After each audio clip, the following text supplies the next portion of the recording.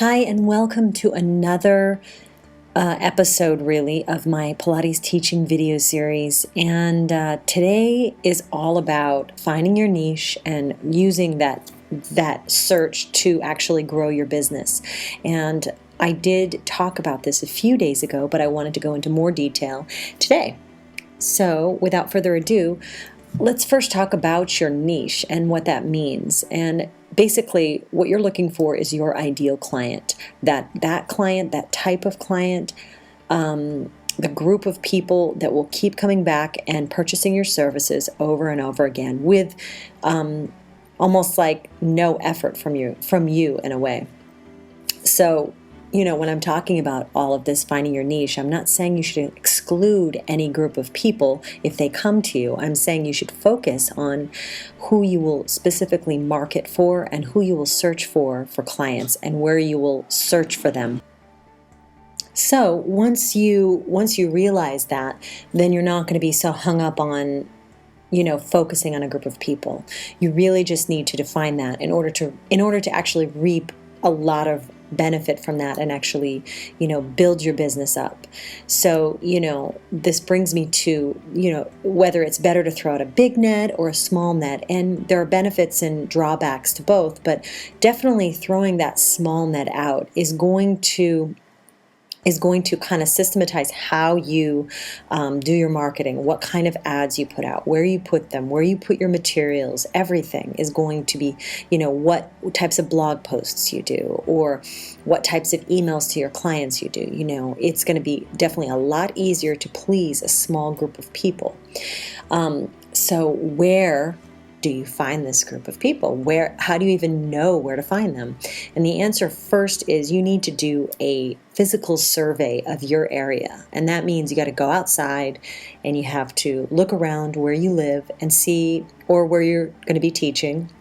See who's shopping, see where they're shopping, what are they buying, what types of people are we looking at, just look at the general population. You're going to find a lot about who's actually there. And, it's much easier to be a convenient stop-in on someone's way to, wherever they get their nails done or their hair or their supermarket or their work than it will be to get them to drive a longer distance. Once you do that physical survey, you can also go online, and there are a bunch of free tools to find out what people are searching for. And there are local searches that you need to be aware of and what people are searching for and what they're finding. In addition to that, you can also check out newspapers and magazines that are in your local stores, your supermarket, your bookstores. And I'm talking about the ones that are near this area, the main ones. You'll definitely find a lot about the consumers if you find out what types of magazines, what types of ads are in the magazine. That is a bigger theme, a bigger kind of thing to go into about these ads. But you can find out what people are buying just by looking at the ads in the newspapers, the free periodicals, the magazines, and that'll give you a great idea. Another place to search for, who's in your area and what they want. And this, again, is once you start narrowing down who you might want to target. There are message boards, forums, online groups, communities that are locally based, and you need to search for those.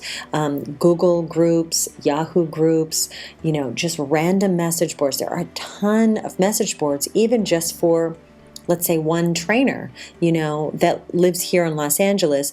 I am in her message board. It's a paid monthly kind of membership, but just from reading her board, I find a lot about what types of things women, that she's targeting want to buy.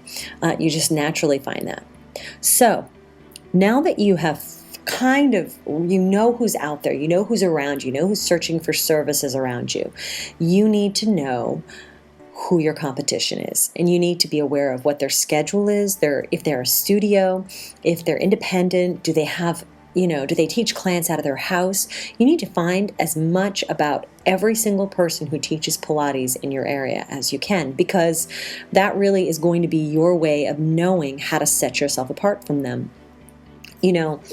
I think that the reason why I have people sign up for my evening classes is because when I go past a few studios that are really close to the location I teach in Venice, there are no classes going on at this time. And generally, Pilates classes do kind of fizzle out around, 5:30 or 6, maybe 6:30 or 7:30 p.m.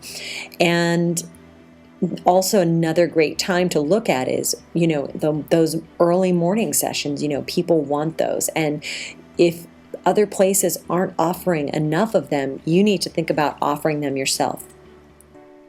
Okay, so now that you kind of know who's out there, who's your competition, maybe you know who's even going to certain studios, maybe you've been to the studios, you've really done a thorough survey of where you live, where you teach, what's around you. Now comes the hard part of really, narrowing in on one that you think that you have enough knowledge to serve, that you think will be, at least somewhat profitable. But you can choose a few different ones that just kind of pop out to you, a few different groups of people, and start testing your market. And I'm going to talk about how to test your market in the next video, but I wanted to let you know that there are very quick and easy ways to test if your market is the buying market, the not buying market, or if maybe in just your area they don't buy anything, and in every other area they are definitely purchasing people, but for some reason in your neighborhood they don't buy anything. So you need to know by testing, and you can use, I'll just give you a few hints, you can use Google AdWords, and I know it costs a little bit, but you can pay so little. You could spend $25, $30 and find out in a few days who's searching for Pilates in your area. So that's one. Facebook ads is another great one. And I highly suggest even putting the minimum amount in and doing a check. See how many clicks you get on your ads and really check those out. So that's it for now. Have a wonderful day. If you need any more information, please feel free to contact me. And you can click over on the side where the Smart Pilates website is. And I will speak to you tomorrow. Take care.